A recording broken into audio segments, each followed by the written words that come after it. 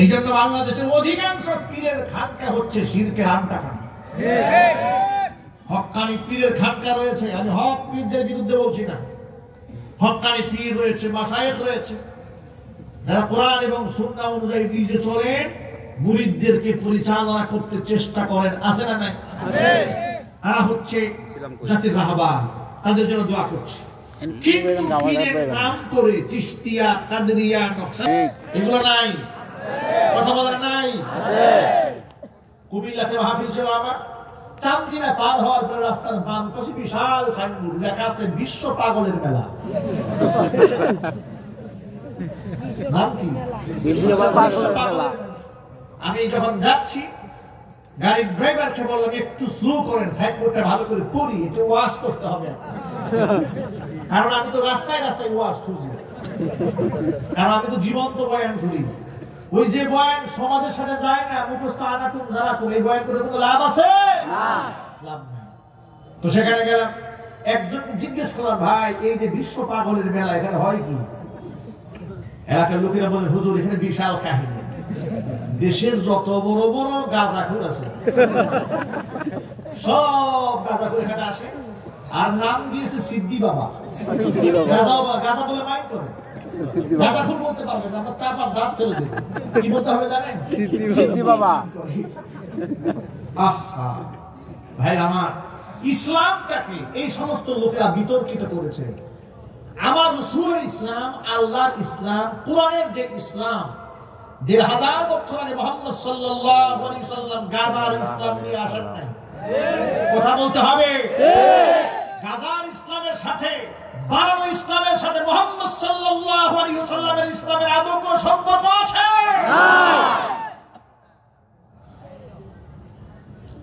বাবা মাকে সম্মান করেন, হক্কানি পীর আউলিয়া যারা আছে তাদেরকে সম্মান করেন, কিন্তু তাদের সম্মান যেন আপনার বাবা মার সম্মানের উপরে চলে না যায়। তার কারণ শোনেন, কোরআন মাজিদ আল্লাহ রাব্বুল আলামিন বলেন, ওয়া'বুদুল্লাহা ওয়া লা তুশরিকু বিহি শাইআন ওয়া বিল ওয়ালিদাইনি ইহসানা। সূরা নিসার মধ্যে আল্লাহ কথা বললেন ৫ নম্বর পারার হিফজুল কোরআন মাজিদের ৩ নম্বর পৃষ্ঠায়, ওয়া'বুদুল্লাহ, ইবাদত করো, আমি আল্লাহর গোলামি করো, দাসত্ব করো, ওয়ালা তুশরিকু বিহি শাইআ, আমি আল্লাহর সাথে কাউকে শরীক করো না, আমি আল্লাহর সাথে শরীক করবে না, একমাত্র আমার গোলামি করবে, তারপরে পরে বাবা মার খেদমত করবে। ঠিক গেল এই আয়াত। আল্লাহ সুবহানাহু ওয়া তাআলা কোরআন মাজিদের সূরা বনী ইসরাঈলের হিফজুল কোরআনের ১৫ নম্বর পারার ৩য় নম্বর পৃষ্ঠার মধ্যে আল্লাহ রাব্বুল আলামিন বলছেন, ওয়া ক্বাদা রাব্বুকা আল্লা তা'বুদু ইল্লা ইয়্যাহু ওয়া বিল ওয়ালিদাইনি ইহসানা। তোমার রব আমি আল্লাহর হুকুম হলো ইবাদত করবে একমাত্র আমি আল্লাহ, আমি আল্লাহর ইবাদত করার পর পরে বাবা মার সেবা করবে, তাদের খেদমত করবে। সুবহানাল্লাহ, সুবহানাল্লাহ। কোরআন মাজিদ আল্লাহ রাব্বুল আলামিন অন্য আয়াতের মধ্যে বলেন, ওয়া ওয়াসাইনাল ইনসানা বিওয়ালিদাইহি ইহসানা। আল্লাহ পাক আরেকটা আয়াতের মধ্যে বলেন, ওয়া ওয়াসাইনাল ইনসানা বিওয়ালিদাইহি হুসনা। আল্লাহ পাক বলেন, আমি মানুষকে হুকুম করেছি তারা যেন তাদের বাবা মার সেবা করে, বাবা মার খেদমত করে, বাবা মার সাথে উত্তম আচরণ করে। একজন সাহাবী হুজুরের কাছে আসলেন, এসে বলছেন, ইয়া রাসূলুল্লাহ, মান আবারু ইয়া রাসূলুল্লাহ, আল্লাহর নবী, পৃথিবীতে যে সমস্ত মানুষের সাথে আমি ভালো ব্যবহার করব, সবচেয়ে বেশি ভালো ব্যবহার পাওয়ার হক কার? হুজুরকে জিজ্ঞেস করলেন, নবীজি জবাব দিয়ে বলছেন, উম্মাকা, এই দুনিয়ার মাটিতে, আসমানের নিচে, জমিনের উপরে তোমার সবচাইতে ভালো আচরণ পাওয়ার হক হচ্ছে তোমার মায়ের। সুবহানাল্লাহ, সুবহানাল্লাহ। নবী এবার জিজ্ঞেস করলেন, সুম্মা মান? নবীজিকে জিজ্ঞেস করা হলো, সুম্মা মান, ও নবীজি তারপরে কার হক? নবীজি দ্বিতীয়বার বললেন, সুম্মা উম্মাকা, এরপরও তোমার মায়ের হক। আবার সাহাবী তৃতীয়বার বলছেন, সুম্মা মান, তারপরে কে? হুজুর বলেন, সুম্মা উম্মাকা, এরপরও তোমার মায়ের হক। সুবহানাল্লাহ। চতুর্থবার সাহাবী বলছেন, সুম্মা মান, হুজুর বলেন, সুম্মা আবাক। তিনবার মায়ের কথা বলার পরে নবী করিম সাল্লাল্লাহু আলাইহি সাল্লাম চতুর্থবার বলেন, তিনবার মায়ের কথা উল্লেখ করার পরে বলেন, এরপরে তোমার বাবা। সুবহানাল্লাহ, আল্লাহু আকবার, আল্লাহু আকবার বলে। ও মুসলমান ভাইরা, আমার যুবক ভাইরা, যত ভাইরা এখানে এসেছেন সকল ভাইদেরকে বলবো, যাদের বাবা মা বেঁচে আছে কান খুলে শুনে রাখেন, আমার বাবা আমার মা হচ্ছে আমার জান্নাতে যাওয়ার সিঁড়ি। আমার বাবা মা যদি আমার খেদমতে খুশি হয়ে যান তো আল্লাহ পাক খুশি হয়ে যাবেন। আমার বাপ মা যদি আমার খেদমতে নারাজ হয়ে যান, আমার আল্লাহ নারাজ হয়ে যাবে। বিশ্বনবী সাল্লাল্লাহু আলাইহি ওয়াসাল্লাম আরেকটা হাদিসের মধ্যে বলেছেন, কোন ব্যক্তি যদি চায় তার কামাই রুজির মধ্যে আল্লাহ বরকত দান করুক, এটা যদি কেউ চায় সে যেন বাবা মার পেছনে বেশি বেশি টাকা খরচ করে। জোরে বলেন সুবহানাল্লাহ, সুবহানাল্লাহ। একজন সাহাবী রাসূলের কাছে আসলেন বাবার নামে বিচার দেওয়ার জন্য। বিচার দিয়ে বলছে, হে রাসূল, আমার বাবা আমার টাকা পয়সা আমার পারমিশন ছাড়াই খরচ করে। কি বলেন, আছে না? আছে, অনেক বাবা আছে সেলফ টাকা। সাহাবী মনে করেছে বিচার দিলাম রাসূলের কাছে, রাসূল ভালো বিচার করে দেবে, আমার টাকা পয়সা বাবা আর ধরবে না। হুজুর বললেন, আনতা ওয়া মালুকা লিআবিক, তোমার বাবা তোমার পারমিশন ছাড়া টাকা খরচ করে? বলে হ্যাঁ। শোনো, শুধুমাত্র টাকা নয়, তুমি এবং তোমার সম্পদ যা আছে সব তোমার বাবা। সুবহানাল্লাহ, আল্লাহু আকবার বলে। আল্লাহু আকবার। একটু বোঝার চেষ্টা করো। সাহাবী গেছে বাবার নামে বিচার দেওয়ার জন্য, বলে আমার সম্পদ আমার বাবা আমার পারমিশন ছাড়া খরচ করে। হুজুর বলছেন তোমার সম্পদ শুধু না, তোমার মাল এবং তুমি নিজে তোমার বাবা। আল্লাহু আকবার, আল্লাহু আকবার। এইভাবে রাসূল পাক সাল্লাল্লাহু আলাইহি সাল্লাম পিতামাতার সম্মান এভাবে প্রতিষ্ঠিত করেছেন। আজকে সেই মুসলমান বাবা মাকে গালমন্দ করে, বাবা মাকে ভাগ করে ছেলেমেয়েরা খাওয়াতে চায় না। বিভিন্ন গ্রামগঞ্জে বিচার হয়, সালিশ হয়, দরবার হয়, কে বাবাকে নেবে কে মাকে নেবে, পাড়াগাঁয়ে টুকরা করে ভাগ করতে। কথা বলে ঠিক কি? আর ছেলে যদি বেশি শিক্ষিত হয়ে যায় তাহলে তো কাম সারছে। আবার যদি ছেলের বউ যদি ডক্টরের বউ আরেকটা ডক্টর হয় তাহলে তো ডক্টরে ডক্টরে ডাবল ডক্টর। এই ঘরে বাপ মা থাকা বড়ই মুশকিল হয়ে যায়। বাস্তবতা আছে না? আছে। আবার ভালো যে নাই তা না, আছে, কিন্তু সে অংশটা খুবই কম। বাবা মারা নির্যাতিত হয় বেশি।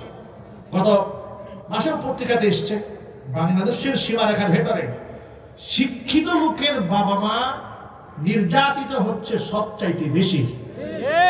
পত্রিকা রিপোর্ট এসছে, শিক্ষিত লোকের বাবা মা নির্যাতিত হচ্ছে সবচেয়ে বেশি।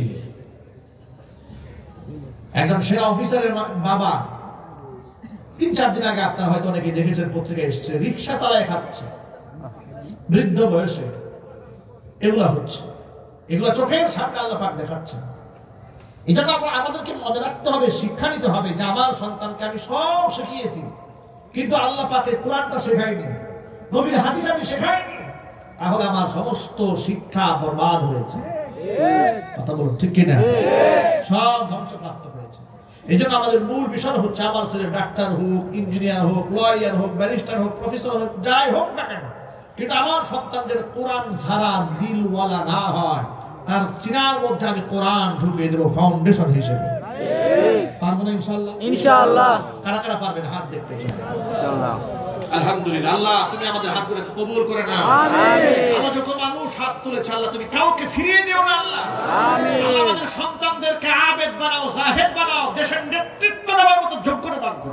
আমিন। আল্লাহ পাক কবুল করেন। আমিন। বাবা মা যদি খুশি হয়ে যায় আর আল্লাহর খুশির জন্য যদি বাবা মার সেবা করতে পারেন, পরকালে যেমন জান্নাতের ফয়সালা হবে, দুনিয়াতেও বিপদে পড়লে আল্লাহ পাক দুনিয়ার বিপদ থেকেও বাঁচাইয়া দেবেন। সুবহানাল্লাহ। আল্লাহর নবী সাল্লাল্লাহু আলাইহি ওয়াসাল্লাম একটা কাহিনী বলেন সাহাবীদের কাছে। কে কাহিনী বলছেন? আল্লাহর নবী। নবীজি সাহাবীদের কাছে একটা কিচ্ছা শোনাচ্ছেন। সুবহানাল্লাহ, সুবহানাল্লাহ।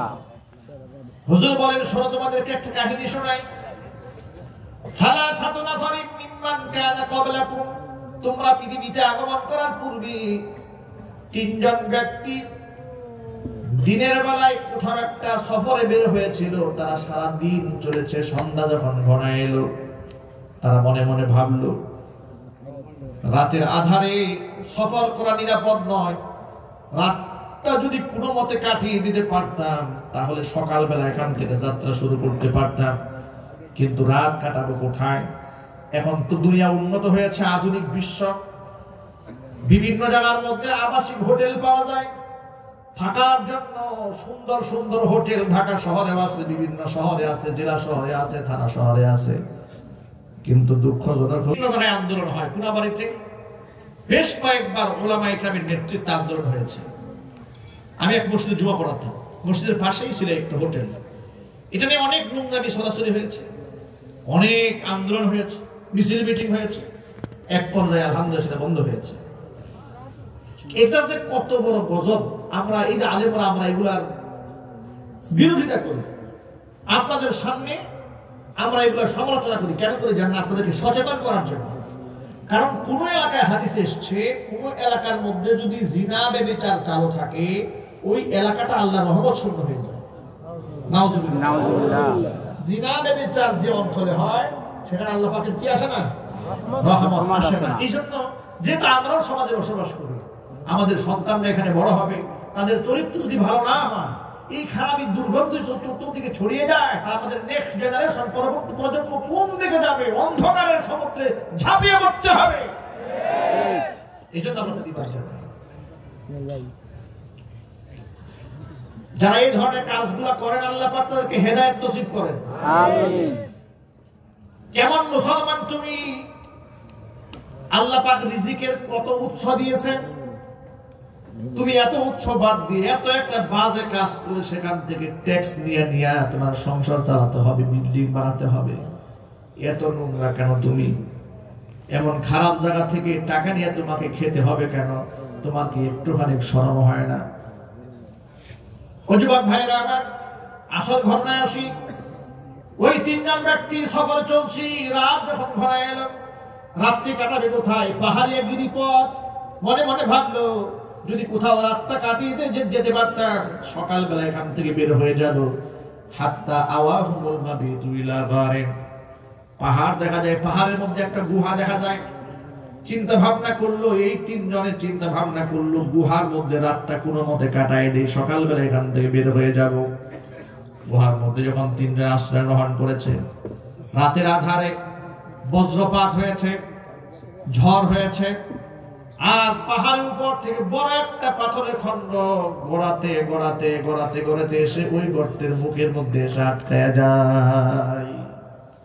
গর্তের মুখের মধ্যে এসে যখন আটকায় গেছে, এখন আপনারা যারা পাহাড় দেখেছেন তারা না বলতে পারবেন যে পাহাড়ের পাথরের টুকরাগুলো কেমন হয়। মক্কা মদিনায় গেছেন আপনারা অনেকে, কি বলেন আপনি জানেন? আচ্ছা, মক্কা মদিনায় গিয়েছেন কারা কারা? হাত দেখি এখানে। সংখ্যায় তো খুব কম।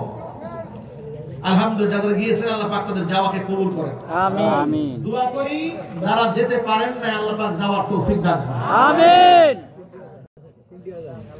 পাহাড় দেখলে বুঝতে পারবেন যে পাহাড়ে যে পাথরগুলো কত বিশাল আর কেমন আকার ধারণ করেছে।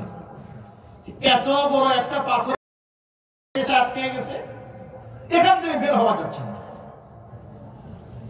তিনজন মানুষ এমন মুসিবতে পড়েছে, ওরা জানে আমরা যদি এই গলে পচে হাড্ডিসার হয়ে যায়, আমাদের আত্মীয় স্বজন কেউ জানবেও না লাশটা কোথায়। এমন একটা জায়গা, তখন তো আর মোবাইল ছিল না যে ফোন দিয়ে বলবে যে ভাই আমরা আছে উদ্ধার করেন, সে রাস্তা ছিল না। তাও এমন কি তারা তিনজনে যেটা ধাক্কায় সরাবে তারও কোনো উপায় নেই, ক্ষমতা নেই। বিশাল পাথর। তিনজনে মিলে পরামর্শ করলো, এখন যদি আমরা চিৎকার করি, চিৎকার কেউ শুনবেও না, সাহায্যের জন্য কেউ এগিয়ে আসবে না, আমাদেরকে কেউ দেখবেও না। কিন্তু তিনজন ব্যক্তি ছিল ইমানদার, তাদের মনের মধ্যে দৃঢ় বিশ্বাস ছিল এমন একটা বিপদের মধ্যে পড়েছি, পৃথিবীর কেউ না দেখলেও একজন দেখতে পান, কেউ সাহায্য করতে না পারলেও একজন সাহায্য করতে পারেন, তিনি কে? আল্লাহ। তিনজনে মনে মনে ভাবলো আমরা আল্লাহর কাছে এই সাহায্য চাবো। এই মুহূর্তে আল্লাহ ছাড়া বাঁচাবার আমাদের কেউ নাই। ভাবলো তাহলে আল্লাহর কাছে যখন চাবো, আল্লাহর কাছে যখন দোয়া করব, জীবনের সবচাইতে ভালো আমল যেটা যেটা আল্লাহর খুশির জন্য করেছিলাম, এমন ইবাদতের বিনিময়ে আল্লাহর কাছে আজকে এখান থেকে পানাহ চাবো। প্রথম ব্যক্তি আল্লাহ রাব্বুল আলামিনের দরবারে হাত তুলে বলছে, রব্বুল আলামিন, আমার একজন সুন্দরী চাচাতো বোন ছিল। ওই সুন্দরী বোনের উপর আমি প্রেমাসক্ত ছিলাম। আমি তার রূপ যৌবনের প্রতি লালায়িত ছিলাম। বহুবার তাকে আমি কুপ্রস্তাব দিয়েছি, কোনদিন তাকে আমি রাজি করাতে পারি নাই। একটা সময় এভাবেই চলে আসলো, দুর্ভিক্ষ দেখা দিল অঞ্চলে। ক্ষেত খামারে ফসল নাই, মানুষের ঘরে খাবার নাই। দুর্ভিক্ষ চলে আসার পরে আমার ওই সুন্দরী চাচাতো বোনটা আমার কাছে সাহায্যের জন্য হাত বাড়ালো। ভাই, পরিবার পরিজন নিয়ে বড় কষ্টের জীবন যাপন করছি, কিছু সাহায্য করো। আমি এটাকে সুবর্ণ সুযোগ মনে করলাম। সুবর্ণ সুযোগ মনে করলে করে তাকে বললাম, এমনি এমনি তোমাকে টাকা দিব না, এতদিন পর্যন্ত যে প্রস্তাব দিয়েছিলাম, তুমি যদি রাজি হও তাহলে তোমার টাকা দেব। আমার সেই বোনটা নিরুপায় হয়ে পরিবারের সদস্যদের জীবন বাঁচাবার তাগিদে ক্ষুধার যন্ত্রণা নিবারণ করার জন্য সে আমার প্রস্তাবে রাজি হলো। আমি তাকে 100 স্বর্ণ মুদ্রা দিয়ে দিলাম। দিন তারিখ নির্ধারিত হলো। আমি যখন তার কাছে গেলাম, আমি যখন তাকে স্পর্শ করতে যাব, তখন আমার সেই সুন্দরী চাচাতো বোনটা আমাকে ডেকে বলছে, ইত্তাকিল্লাহ, আল্লাহকে ভয় করো। আল্লাহ পাক যে অবৈধ জিনা ব্যভিচার হারাম করেছেন, হারামকে হালাল বানানোর চেষ্টা করো না। আল্লাহকে ভয় করো, জাহান্নামের আগুনকে ভয় করো। এ কথা যখন সে বলেছে, রব্বুল আলামিন একটা মুহূর্ত দেরি করলাম না, মাথাটা নত করে সেখান থেকে বের হয়ে এলাম। পৃথিবীর কেউ জানে না, একমাত্র তুমি জানো। ওই টাকাটাও ফেরত নেই নাই। এই কাজটা আমি কেন করলাম, কার ভয়ে করলাম, কার খুশির জন্য করলাম? রব্বুল আলামিন একমাত্র তোমার খুশির জন্য যদি করে থাকি, একমাত্র তোমার জন্য যদি কাজটা করে থাকি, মেহেরবানি করে এই যে আজকে বিপদগ্রস্ত হয়েছি, পাথরের নিচে চাপা পড়েছি, ব্লক হয়ে গেছে, আটকা পড়ে গেছি, মেহেরবানি করে আমাদেরকে উদ্ধার করো। হুজুর বলেন, দোয়া করতে দেরি হয়েছে, কবুল হতে দেরি হয় নাই। আল্লাহ সুবহানাহু ওয়া তাআলা সাথে সাথে পাথরটাকে কিঞ্চিত পরিমাণ দূরে সরাইয়া দিলে। সুবহানাল্লাহ। কিন্তু যতটুকু সরেছে, এখান থেকে একজন বের হতে পারবে না, সামান্য সরেছে। এবার দ্বিতীয় ব্যক্তি আল্লাহর কাছে দোয়া করে বলছে, রব্বুল আলামিন, আমার ঘরের মধ্যে একজন বৃদ্ধা মা আছে। প্রতি রাতে আমি বাহির থেকে যখন খাবার নিয়ে আসি, আমার মায়ের মুখে আমি খাবার আগে তুলে দেই। মাকে খাবার না দিয়ে আমি আমার সন্তান বিবি কাউকে খাবার দেই না। জোরে জোরে বলেন সুবহানাল্লাহ। আমি আমার বৃদ্ধা মায়ের মুখে খাবার আগে তুলে দিই, এরপর সন্তানদেরকে খাওয়াই। কোন এক রাতে বাড়ি ফিরতে আমার অনেক দেরি হয়ে গেল। বাড়িতে এসে দেখি আমার মা, বৃদ্ধা মা ঘুমায় গেছে।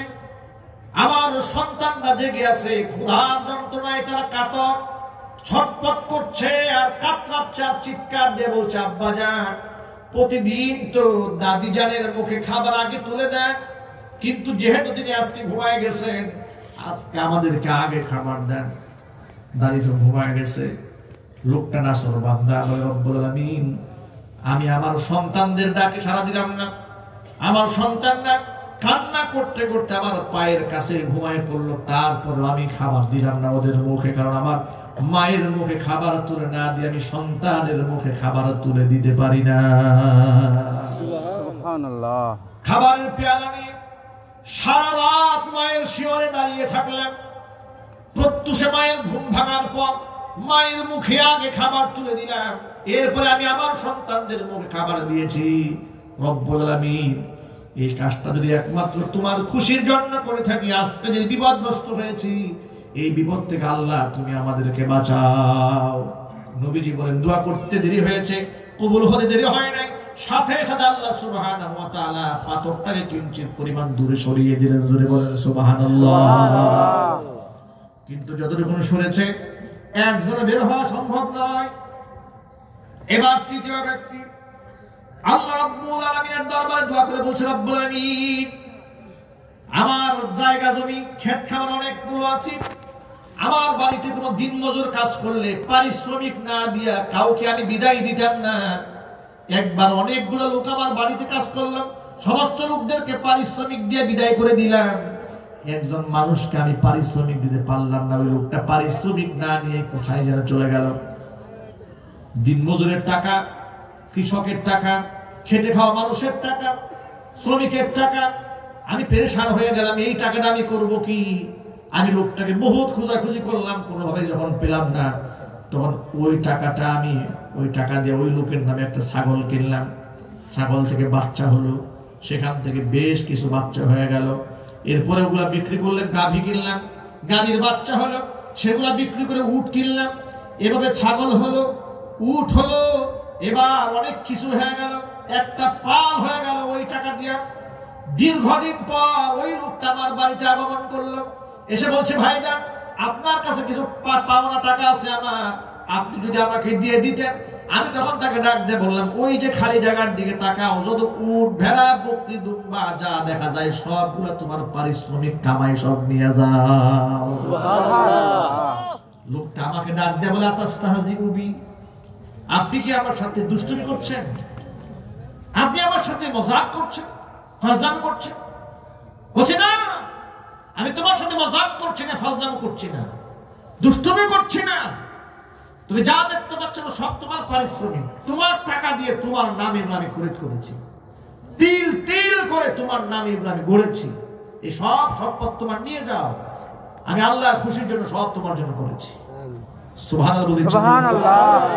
ভাইরা, আমরা আমাদের সমাজে বাস্তবতা এরকম দেখতে পাই, গরিবদেরকে ঠকানো এটা বড়লোকদের নেশা এবং পেশা। ঠিক কিনা? রাস্তাঘাটে শ্রমিক আন্দোলন হয় প্রায় সময়। বিশ্ব শ্রমিক দিবস 1 মে, এই শ্রমিক দিবসে শ্রমিকরা বিশাল আন্দোলন করে রাস্তাঘাটে নেমে। প্রায় সময় দেখে টঙ্গীর রাস্তা গার্মেন্টস শ্রমিকরা অবরোধ করে ফেলছে, গার্মেন্টসের মালিক বেতন দিচ্ছে না। অথচ যে গার্মেন্টসের মালিক এই খেটে খাওয়া মানুষের রক্তে মাংসে করে বছরের পর বছর ফ্যাক্টরি করেছে, 2 মাস বেতন দিতে পারে সরকারের কাছে তহবিল চাইতে হয়েছে। কথা বলেন। শ্রমিক অসহায়দের পাশে এভাবে মানুষ দাঁড়ানোর কথা ছিল, না দাঁড়িয়ে তাদের সাথে প্রতারণা করেছে। কথা বলেন, ঠিক ঠিক ধোঁকাবাজি করেছে। আমি আমার বাস্তব জীবনে বলি, মানুষ যে কাজগুলা করে গরিবের সাথে শোনে, একটা বিল্ডিং করে 5 তলা 10 তলা ভবন করে, এই ভবন করতে গিয়ে বিভিন্ন দেশের ফিটিংস গুলা সে গ্রহণ করে। দামি দামি টাইলস বিদেশ থেকে এনেছে, চায়না টাই এনেছে, এরপরে মার্বেল পাথর লাগিয়েছে। ফিটিং গুলা, বাথরুমের ফিটিং গুলা, একটা কলের দাম 500, 700, 1000, 2000, 5000, 10,000 টাকা। একটা বাথরুমের মধ্যে কোটি টাকাও খরচ করে এমন বড় লোক বাংলাদেশে অভাব নাই, আছে? ঠিক কিনা? এভাবে খরচ করে থাকে। যে দোকান থেকে এগুলো কেনে সেখানে দাম দর করার সুযোগ নাই।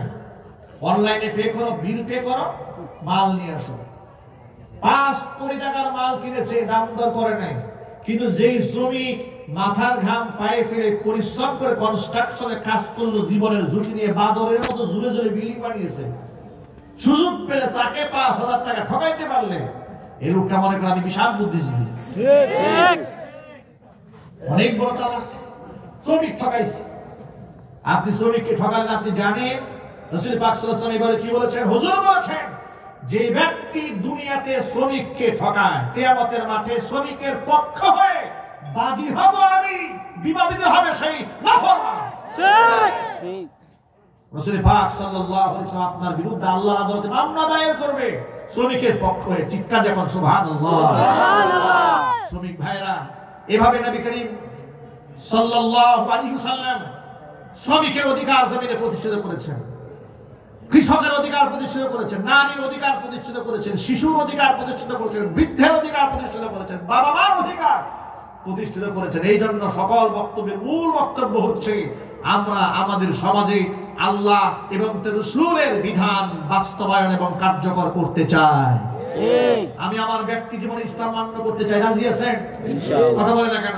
ইনশাআল্লাহ। সমাজ ব্যবস্থা যদি আমি আপনি ঠিক করতে না পারি, অন্তত আমি তো নিজেকে ঠিক করতে পারবো। নিজেকে ঠিক করতে পারবেন কারা কারা? ইনশাআল্লাহ। মাশাআল্লাহ, মাশাআল্লাহ, আলহামদুলিল্লাহ। আল্লাহ তুমি কবুল করে নাও। আমিন। আর জোরে বলো আমিন। আমিন। এই লোকটা শ্রমিককে ঠকায়নি, এত কষ্ট করে শ্রমিকের টাকা দিয়ে শ্রমিকের জন্য সম্পদ গড়ে দিয়েছে, বিপদে পড়েছে, জীবন সায়ান্নে পড়েছে, আল্লাহর কাছে সাহায্য চেয়েছে।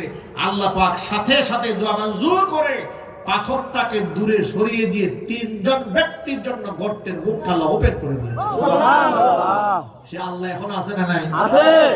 আল্লাহ পাক আছেন। এইজন্য আসুন আমরা আমাদের বাবা মা খেদমত করি আল্লাহর খুশির জন্য, আমরা নিজেদের চরিত্র ঠিক করি আল্লাহর খুশির জন্য। যে যুবক যৌবন কালটা আল্লাহ পাকের ইবাদত বন্দেগীতে কাটাতে পারবে, ওই যুবককে আল্লাহ পাক কিয়ামতের মাঠে আরশে মুআল্লার ছায়াতলে স্থান করে দেবেন। সুবহানাল্লাহ। আল্লাহ পাক সকলকে কবুল করে মঞ্জুর করে সকলে জোরে বলুন আল্লাহুম্মা আমিন।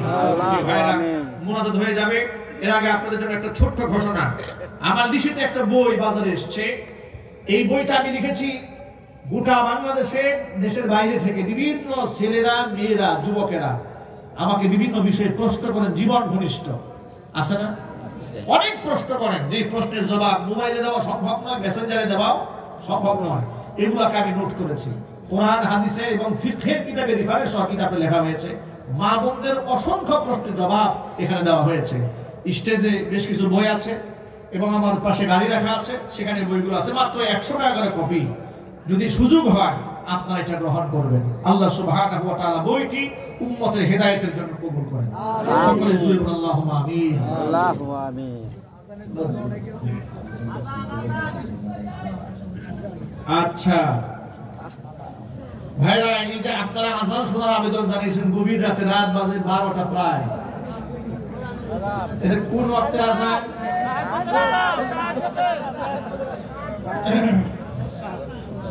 সামান্যতম শোনাচ্ছি, আপনারা উঠা বসা করবেন না, মজলিস বিশৃঙ্খলা করবেন।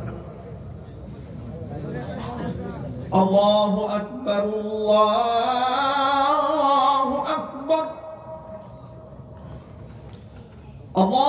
আল্লাহু আকবার,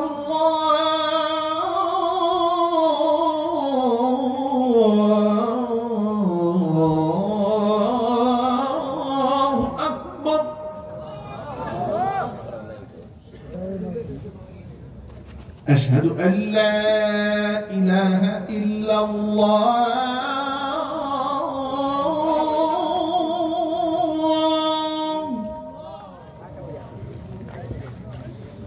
أشهد أن لا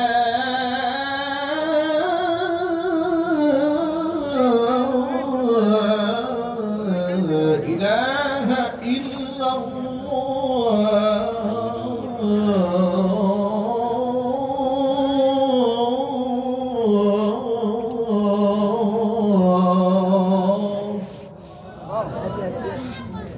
আযানের এই ধ্বনিটা মরহুম কারি উবাইদুল্লাহ রাহমাতুল্লাহি আলাইহির কণ্ঠে শিশুকাল থেকে আমরা রেডিও টেলিভিশনে শুনেছি। মরহুম কারি উবাইদুল্লাহ রাহমাতুল্লাহি আলাইহি